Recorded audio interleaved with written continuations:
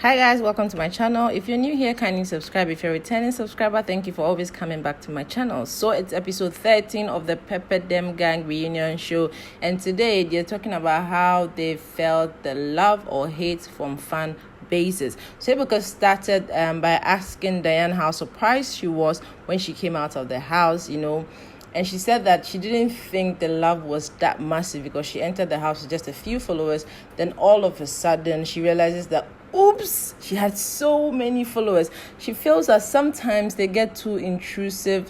Sometimes it's like so many people talking into her ears, and other times she just loves the love as well. So it's just hard to find the balance, when the fans are being themselves. Sometimes the fans can be, all out and even be shipping things that they're not supposed to be shipping and things like that. In all, she said she just, she felt the love. The love was too real for her. And for her, she knew what she had signed up for the minute she entered the Big Brother house, because she has seen, other previous housemates. She's seen how when they come out, the fans react to them and all of that. So for her, the best way she keeps herself sane is by, leaning towards the positive comments, the positive messages that come to her instead of feeding into the negativity. That's what works for her, and that's what she goes with. Ebuka now moves to Thelma to, give her experience. And Thelma said the first time she came out of the house, she launched the La Thelma Beauty Care or Beauty Cosmetic or something like that. And she said for the first 200 comments, first 150 were very, very bad comments, bashing her and all of that. And she said she took notice of one particular guy who was always on her case. And she said that, one day I'm just going to cuss this guy out and just, be done with it. But she said she realized that this particular guy actually also did the same thing to Toyo, but Toyo handled the guy as well. So for her, she felt like it was quite tough because she had a lot of negative comments. But sometimes she just wants to, give it back to them. And sometimes she just, just holds herself back and just be calm. So Ebuka now moves to Ike, because when the topic was raised, Ike was like, sometimes, because, Ike gets, back-to-back bashings on Twitter, especially. And Ebuka asked, how he feels about it and if it gets to him. And for him, he said that personally, he feels like most of the people that even attack him and do all those things are not even the real fans or the people that voted for him. Ike said he felt like those people were just internet warriors and wanted to be relevant for relevance sake. Ike said personally he doesn't really take all those things on Twitter personal, because for him, he doesn't really care. But he also feels like some people actually camouflage themselves to, let's say, have a shield, a rake, a knife beside their names just, to cause trouble between two different fan bases for no reason. They might not necessarily be Diallo fans, mercenaries or titans, but they'll just have maybe a trident or maybe a shield just to cause issues. But he personally, he doesn't really, even with his gang, he steps back because he doesn't want to get into it, because if he wants to get into it, he's gonna go all out. So for him, anytime he sees any positive comments or positive things on his page, it motivates him. And actually, the positive and good messages make him always want to do giveaways. So guys, if you want giveaways from Ike, he has just told you what to do. Just give him the good positive comments. You're gonna get some giveaway. Yeah, and he said most of the time his PR or management also handle his account, so he leaves the bad ones for them to handle and all. These guys. Anyways, Ike concluded by saying the fans have been doing this long before him and they'll continue doing this after him. So for him, he just lets them do their thing. So Ebuka decided to play the devil's advocate by saying that let's imagine he was let's say Dan was in the house and always, begging fans, please vote for me, please, I want to be the winner of Big Brother, blah, blah, blah. And then these fans actually vote for you. And then they come out and then the first thing or most of the things you say are, these fans are just too much. They are like, they're all over the place with me and all that. And don't you think you are being unfair? So Diane answered and said that, well, he personally thinks that, yes, she understands that the fans are going to have that feeling or going to feel that way. But also, it's just like a million people talking to you. It's not possible to, address each and every one of them. So she also feels like the fans should also try and understand where they're coming from and, not be too intrusive, like she said earlier. So Elozonam jumps in to say that sometimes the fans get too intrusive that they actually cause the housemates to fight amongst themselves. Oh my God, I didn't even know these fan bases were that powerful. But Ebuka had a different opinion about that and said that what about, they talking among themselves, because if the fans are trying to get them to fight, they could easily clear the air. And they all started laughing. And Diane said she felt like the fans had a mind of their own and you couldn't tell them nada.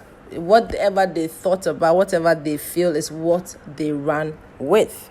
So Diane continued to say that she mostly preaches peace on her page, love and light, all those things. But every time she even does that, she sometimes gets dragged for doing that. And then most of the housemates started, chipping in and saying things. And then Mercy was like, sometimes, her fans would actually say that they would understand her, things like that. And it actually gets to them, and you can tell. So then Kimopa now cuts in to say that she had a personal experience where mercenaries or some people pretending to be mercenaries dragged her for 3 days straight, to the point that she had to text Mercy to ask if they were cool. And Mercy said, oh yeah, we're cool. Why? And she felt like sometimes the fans are just too much. So Ike joined the conversation to say that sometimes he feels like it's not more of hate and love, it's more of the negativity and positivity. And he said he remembers someone told him whilst they were in the Big Brother house that they actually need the negativity to fuel them, like on social media and all of that. So Ike goes like, sometimes he feels like when, the negativity comes in, the other fan base feels like, okay, it's time to attack, there's engagement here and there. But he's not going to lie. Most of the time he feeds in the positivity. But when it's time to feed in the negativity too, he does. That's him. And most of the housemates agree. And Mercy said she also feels like when you're doing most of the positivity, the fan base feel you are weak. So they tend to go in the line of the person who is doing more of the negativity. And sometimes that can also be the issue. So we are showed a recap of where Omashola was, teaching Mike how to sing the I go go Oshodi for your case. I go report all that. If you watch Big Brother Naija, then you definitely did not miss that. And he also showed a recap of F the ice cream maniga when Ike and then Shay had that issue. And also there was a recap of when Omashola and Tacha had the Mbuzo Chihuahua. There was a recap of all of that.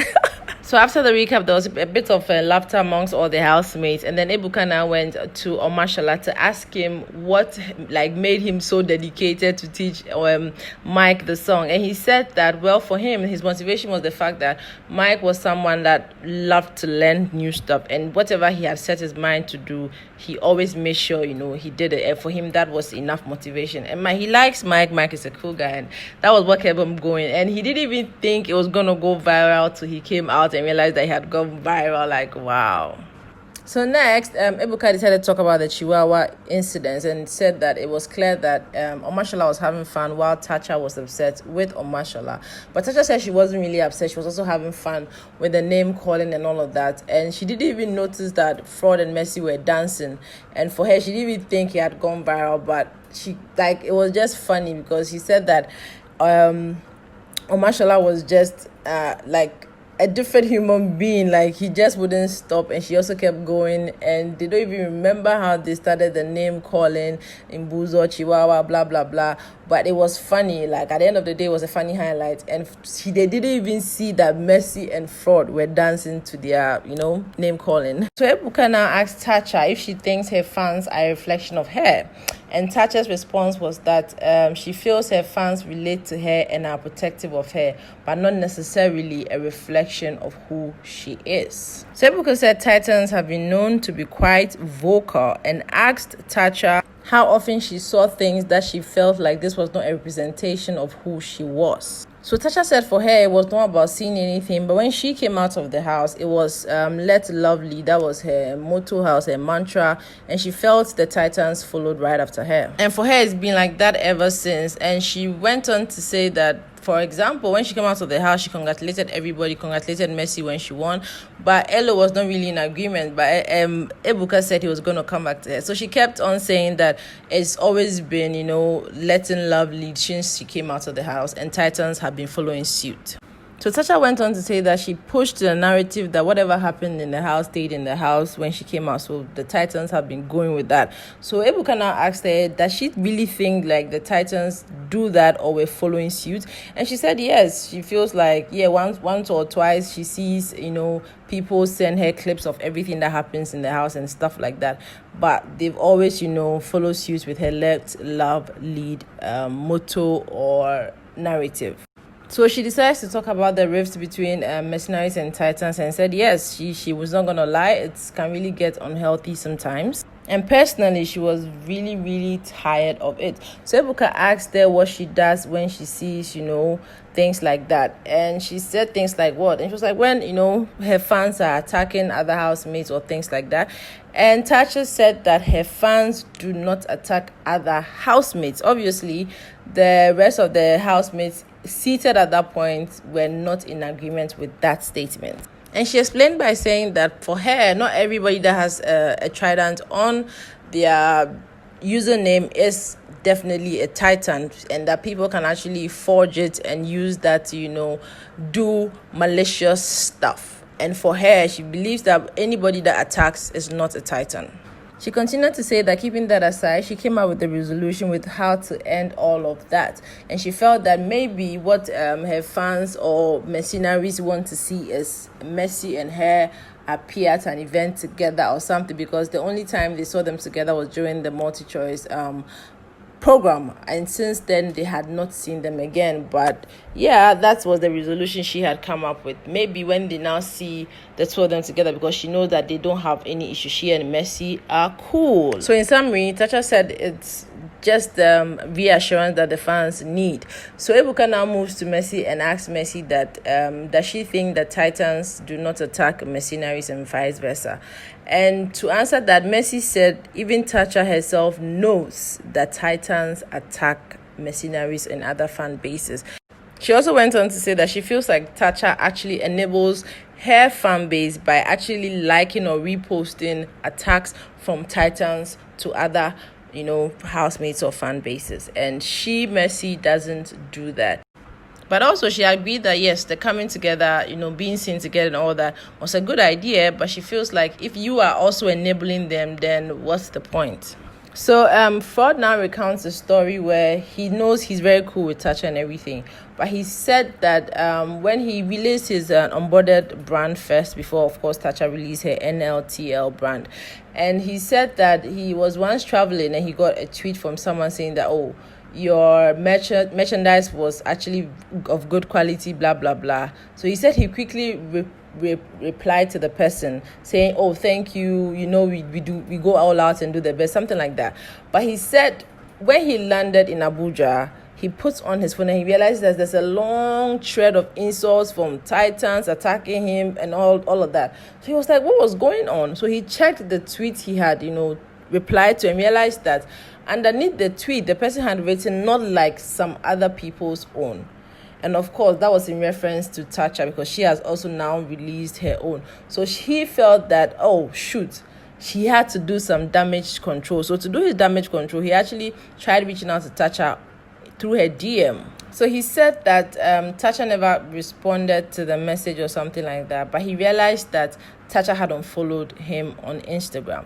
And he was like, okay, he quickly unfollowed her and unsent all the messages he had sent to Tasha, And he said that there was this other time that someone approached him that he wanted them to work together, as in Ford and Tasha. So he said he tried reaching out to Tasha again, but Tasha ignored her. So he was like, well, maybe she has a PA that handles her phones or whatever.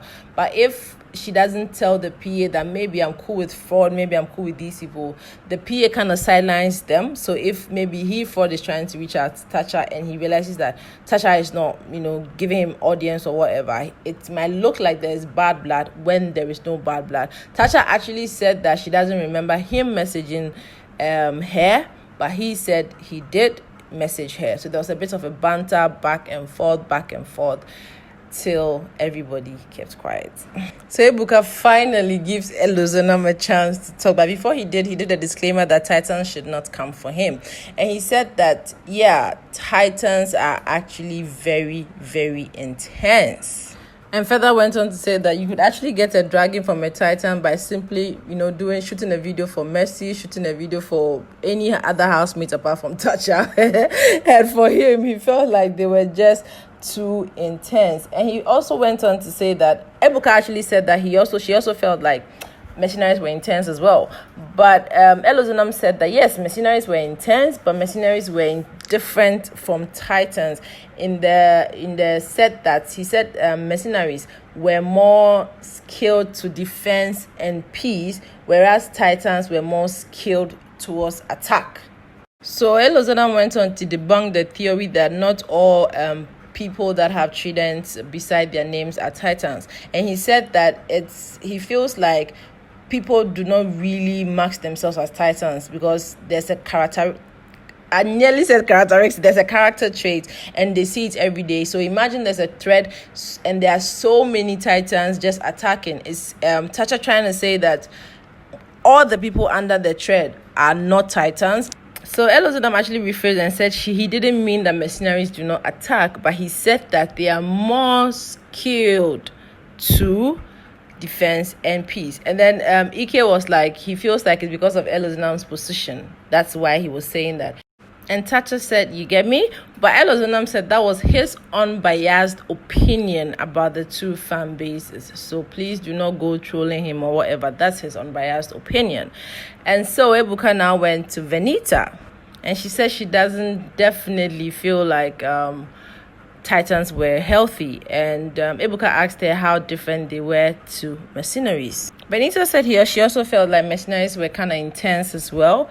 But all the same, she gave a scenario where personally she saw one of her fans, disrespect someone, mother, child, or something like that. So she pulled the person out and really told the person that you don't do this, you don't do that. So she feels like sometimes the should I say the leaders of the fan base should actually come out and actually tell the people like, you know what, don't do this, do it that way, so that there will be peace amongst them.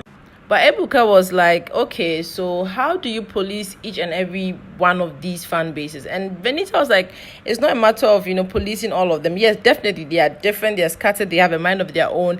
But there's a way you could actually put it that they will know that, look, we are not supposed to be attacking. Rather, let's channel our energy elsewhere. In a nutshell, she felt like some of the fan bases are a bit, intense, but they could still, try to keep the peace, try to let them know that, or try to guide them to let them know that don't do it this way, stop attacking, do it that way. So that is how today's episode ended. If you have any comment, drop it in the comment section. Let's have a little banter. Don't troll. Today I'm a bit off my A game but I hope you enjoyed my narrative. And yeah, thank you for always watching. Don't forget to like, share, and of course subscribe if you haven't subscribed. Good night.